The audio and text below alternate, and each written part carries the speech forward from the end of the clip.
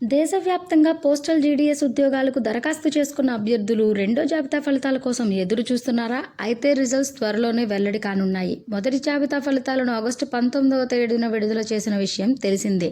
ఏపీలో ఎక్కువ కేటగిరీల్లో 100% మార్కులు సాధించిన వారికే ఉద్యోగాలు వరించాయి. ఎంపికైన అభ్యర్థులు సెప్టెంబర్ 3వ తేదీలోగా సర్టిఫికెట్ వెరిఫికేషన్ చేయించుకుంటేనే నియామక ఉత్తర్వులు అందుతాయి.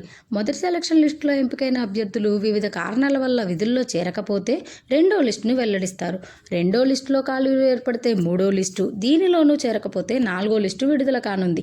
గతేడాది 6 సెలక్షన్ లిస్టులు వచ్చిన విషయం తెలిసిందే.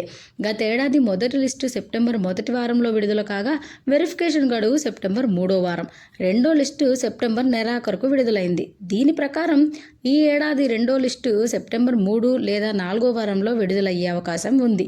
జీడీఎస్ ఉద్యోగాలకు ఎంపిక అవుతామని ఆశిస్తున్న విద్యార్థులు సర్టిఫికెట్ వెరిఫికేషన్కు అవసరమైన ధ్రువపత్రాలను సిద్ధం చేసుకోవాల్సి ఉంటుంది.